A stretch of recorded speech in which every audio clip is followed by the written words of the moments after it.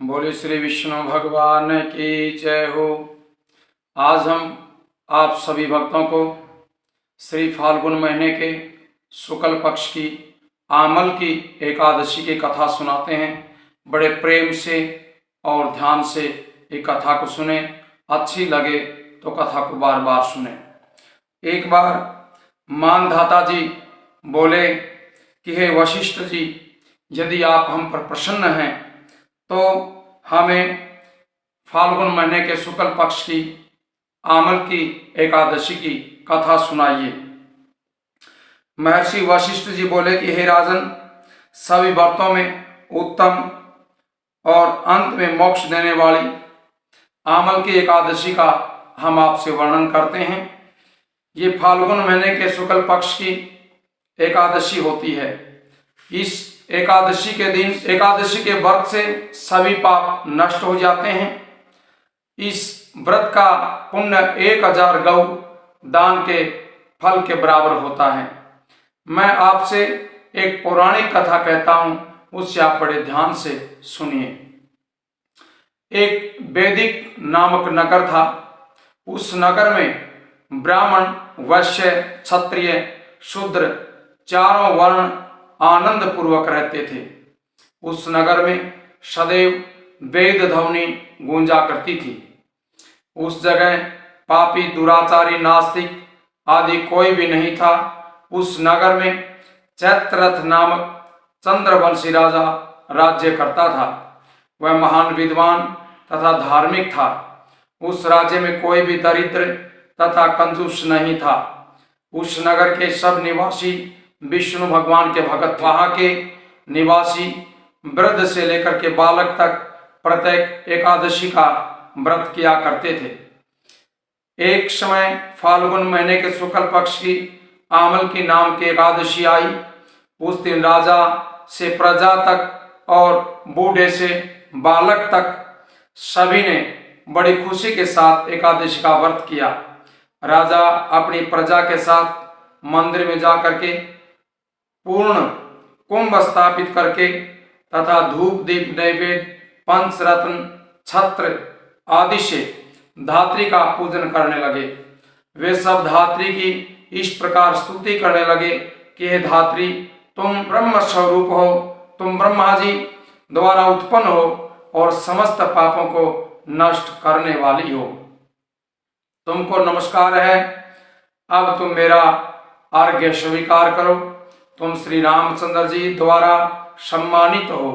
मैं आपकी प्रार्थना करता हूँ, मेरे समस्त पापों को हरण करो। उस देवालय में रात्रि को सबने जागरण किया। रात्रि के समय उस जगह एक बहेलिया आया। वह महापापी तथा दुराचारी था। अपने परिवार का पालन व जीव हिंसा करके किया करता था। वह भूख प्यास से अत्यंत व्याकुल तथा और इस जागरण को देखने के लिए मंदिर के एक कोने में बैठ गया। उस जगह विष्णु भगवान की कथा तथा एकादशी महात्म्य में सुनने लगा। इस प्रकार उस बहेलिये ने उस समस्त रात्रि को अन्य लोगों के साथ जा करके बिता दिया। प्रातःकाल होते ही सभी लोग अपने अपने घरों में चले गए और इसी प्रकार वह बहेलिया भी अपने घर पर चला गया और जाकर के भोजन किया। कुछ समय बीतने के पश्चात उस बहेलिये की मृत्यु हो गई और उस आमल की एकादशी के व्रत के प्रभाव से रात्रि में जो जागरण किया, उसके प्रभाव से उसने राजा विदुरथ के घर में जन्म लिया। उसके जन्म का नाम दशरथ रखा गया। बड़े होने पर वह चतुर्ंगिणी सेना के सहित तथा धन धान्य से युक्त होकर के 10,000 गांवों का पालन करने लग गया। वह तेज में सूर्य के समान, कांति में चंद्रमा के समान और वीरता में विष्णु भगवान के समान था और क्षमा में पृथ्वी के समान था। वह अत्यंत धार्मिक, सत्यवादी, कर्मवीर और विष्णु भगत था। वह प्रजा का समान भाव से पालन करता था। वह सदैव यज्ञ किया करता था। दान देना उसका नित्य का कर्म था।